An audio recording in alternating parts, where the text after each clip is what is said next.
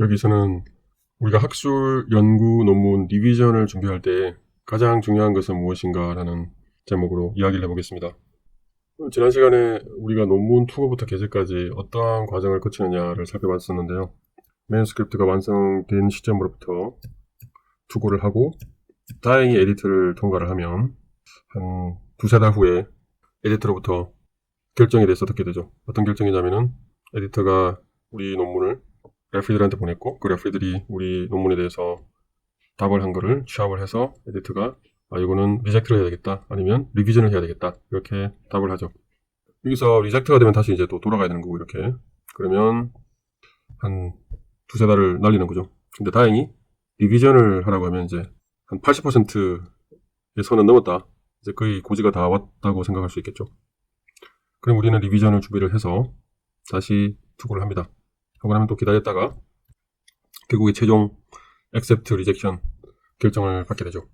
물론 다시 또 리비전을 하라고 할 수는 있지만 결국에는 accept, rejection 이 결정은 우리가 어떻게 리비전을 준비하느냐에 따라서 그것에 의해서 결정이 된다고 볼 수 있죠.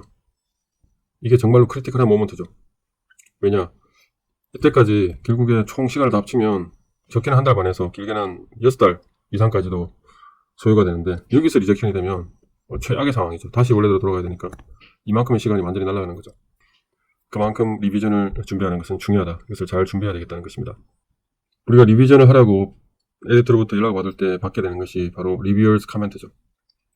보통 리뷰어가 한 명이 아니라 두세 명 되는데 그래서 첫 번째 리뷰어가 제너럴 커멘트가 있을 거고 자기 생각에 아래와 같은 게 미비하니까 좀 고쳐라. 1번이 뭐가 미비하다. 2번은 자기가 무슨 말인지 모르겠으니까 제대로 설명해라. 3번은 이런 거 인용이 제대로 안 된 것 같으니까 제대로 디스커션 해라. 4번 이런 거는 동의 못하겠으니까 좀 더 자세히 설명해라. 여하튼 그런 내용들이 있을 수 있겠죠. 마찬가지로 세컨 리뷰어도 마찬가지로 제너럴 코멘트가 있을 거고 그 다음에 1번 코멘트, 2번 코멘트, 3번 코멘트, 4번 코멘트, 5번 코멘트 쭉쭉쭉 있을 것입니다. 그럼 이것에 대해서 우리가 대응을 해서 이런 코멘트들 참조해서 고쳐서 다시 리바이즈 버전을 투구를 하죠. 투구할 때 결국에 우리가 뭐를 준비해야 되는지를 생각해보면 쉽겠죠. 결국에 커버레터, 보통 우리가 서미션 할 때마다 커버레터는 필요하니까 그 다음에 리바이즈 된 매뉴스크립트입니다. 결국 커버레터랑 매뉴스크립트를 서미션 한다는 거는 우리가 맨 처음 초기에 투구할 때랑 똑같죠. 근데 뭐가 다르냐면은 이때는 리바이즈 매뉴스크립트이기 때문에 이거는 이러한 커멘트들을 바탕으로 만들었기 때문에 리바이즈 매뉴스크립트를 어떻게 만들었는지 리스폰스 레터가 필요하다는 거죠. 리스폰스 레터라는 거는 결국 이 첫 번째 레프리 코멘트 1번 코멘트의 1번 코멘트에 대해서 우리가 이렇게 고쳤고 2번 코멘트에 대해서 우리가 이렇게 고쳤고 3번 코멘트에 대해서 우리가 이렇게 고쳤고 이런 식으로 답을 하고 두 번째 코멘트 레프리에 대해서도 1번 코멘트는 이런 건데 우리가 답을 이렇게 했고 2번 코멘트는 이건데 우리가 답을 이렇게 했고 이런 식으로 이런 내용들을 종합해서 여기에 적게 되죠. 그러면 다시 우리가 리뷰어의 입장에서 한번 생각해 봅시다. 우리가 이 매뉴스크립트를 리뷰를 했다. 그래서 우리가 처음에 코멘트를 보냈다. 이렇게 내가 세컨 리뷰어다. 그래서 다시 리바이즈 버전을 심사해달라고 에디터로부터 연락을 받겠죠. 이 내용을 받겠죠. 그러면 이 리뷰어 입장에서는 뭐를 읽어볼까요? 10명 중에 9명은 리바이즈 매뉴스크립트를 읽어보지 않죠. 리스폰스 레터를 읽어보겠죠.